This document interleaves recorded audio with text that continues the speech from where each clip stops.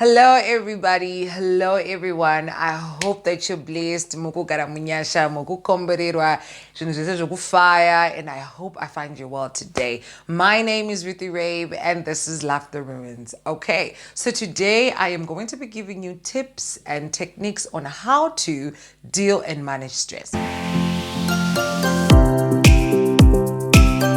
Most of the times, what I'm always going to try and encourage you is to avoid the problem that you're facing to develop into you being chronically stressed.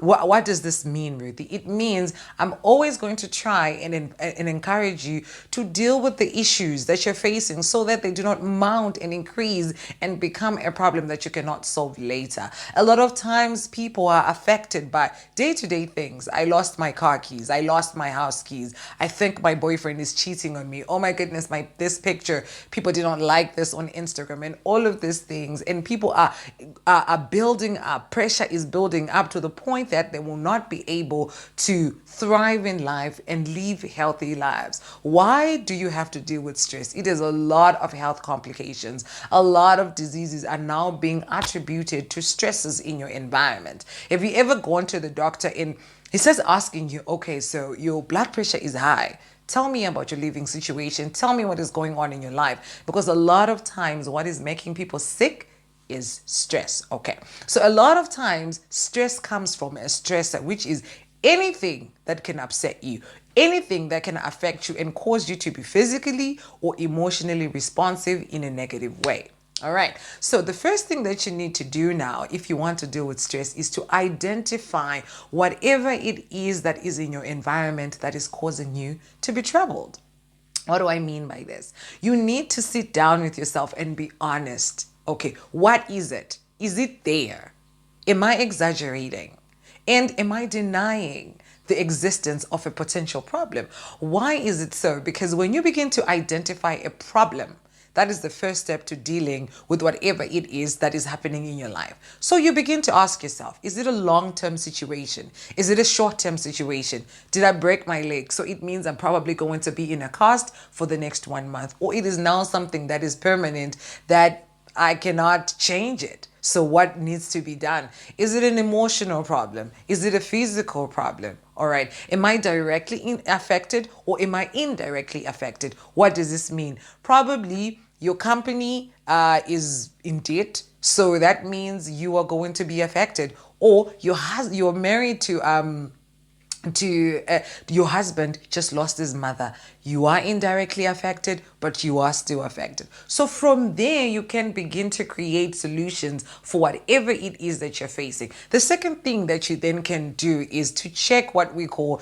your stress appraisal system. This is when you decide within yourself, okay, is this thing big? Is this thing bad? Can I deal with it? Can I handle it? Can I change it or not? And this is when I would advise you to classify your stresses into two categories. How do I mean by this? Have the important section, the unimportant section. Have the I can change this section and the unchangeable section. And obviously, I would advise you to focus on the things that are important and the things that you can change. There are obviously going to be scenarios in your life where even if try as you might, you cannot change anything. For instance, if you hear that a loved one has died, there's nothing you can do about it. They are going to be buried and they're now gone.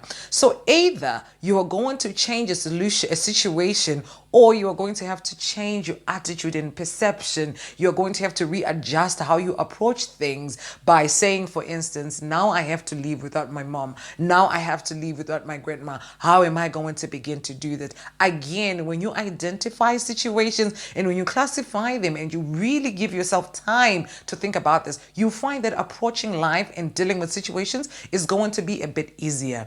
You are not going to be immune from problems. You are not going to be able to run away from problems because, ladies and gentlemen, we live in a fallen world that is filled with difficult situations on a day-by-day basis. So what we can do is train ourselves and prepare ourselves for everything so that we're better equipped to deal with situations when they do happen to us. All right. So the third thing that I would then advise you is to check your perception and your interpretation.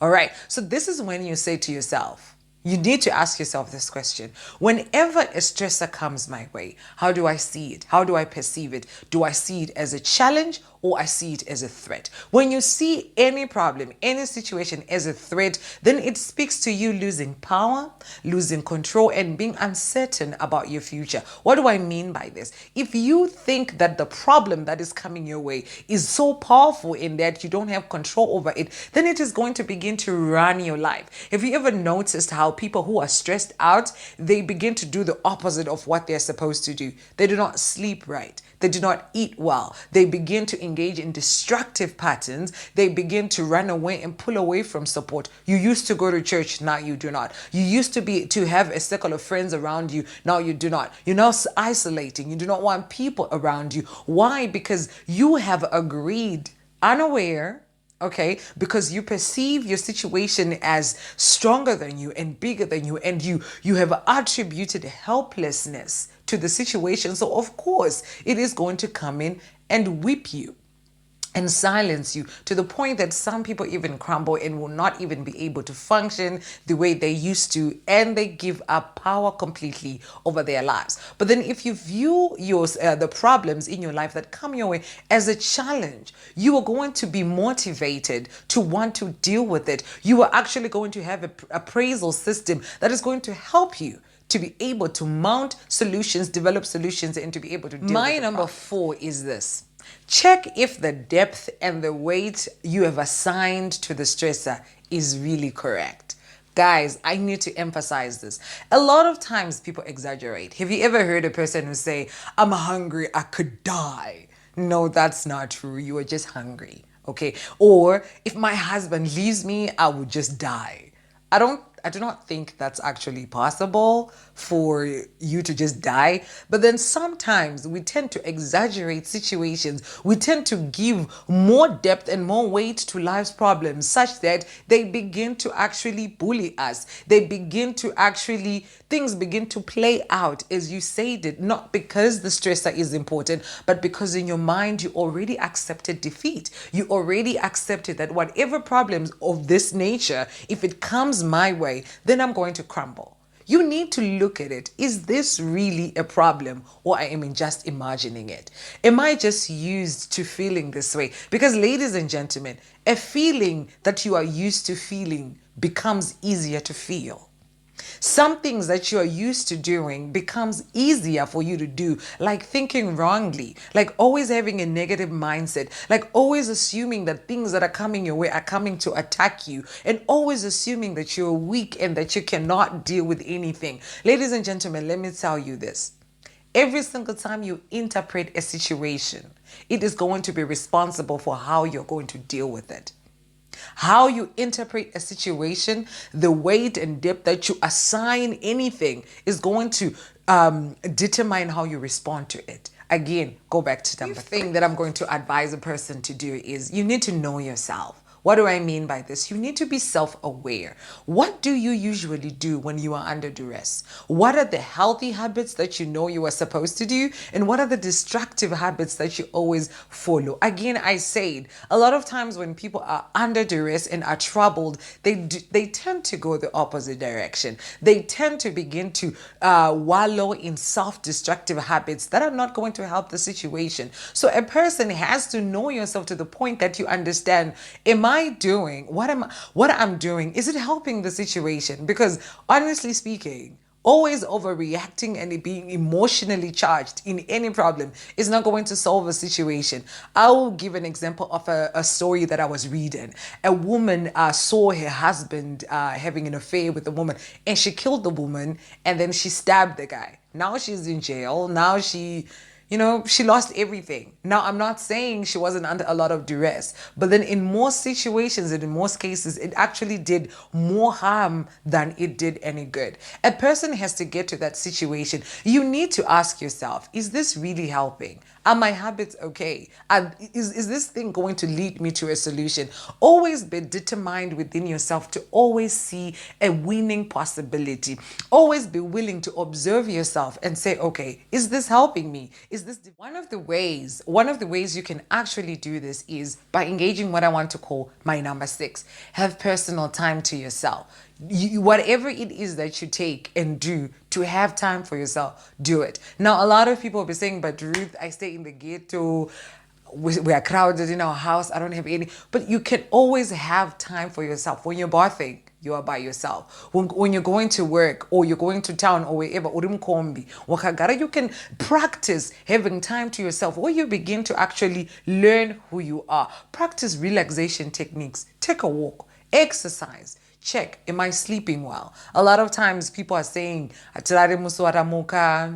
winning mentality, you sleep too. You have to sleep 7+ hours for you to actually be healthy. Check your diet. I know a lot of you are like, I cannot afford to eat, but you can. It's actually healthy. A lot of times we think eating healthy is eating expensive things. When it's actually quite healthy. Just checking yourself. Are you taking care of yourself? Are you having personal time to yourself to actually just begin to understand who you are? What are you doing? Do you have time where you are saying positive affirmations, like encouraging yourself, motivating yourself? Because a lot of times we're waiting for people to come in and help us when we actually have the power to do so ourselves all the time. Now, another thing, number 7, ask for help. You've probably gone through all the steps, you probably tried, but you can't. This is when you ask for help. A lot of times people are very proud and people are very ashamed and people are feeling so embarrassed and humiliated to ask for help. But I would rather ask for help than to wallow in silence. And another thing that I would actually advise, go to God. The Bible says, I will give you grace and I will give you help in times of need, whatever you need. But most times, a lot of us Christians, we go to God when things are now bad. You are now in a situation where no one wants you. There's nothing going on. And then you're like, maybe let me try God.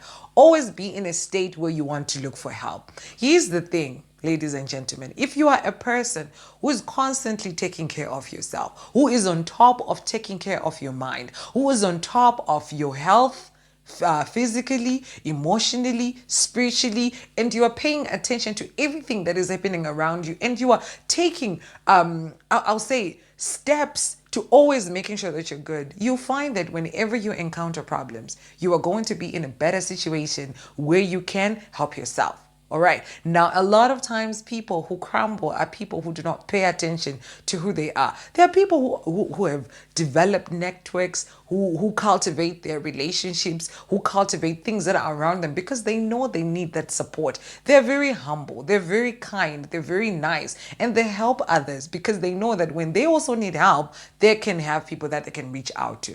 All right. So please do not be ashamed. Or you can say, Ruth, I am not a Christian. Look for help from loved ones. Look for professional help from people like us, therapists. All right. So now, to conclude my video, all right, the sad reality in life is that these techniques that I've given you, they do not mean that they are formulas or tricks to get you to not have any problems. There are going to be situations in our lives that we're going to face that are very hard, that are very challenging, and that are going to be very difficult for us to find solutions.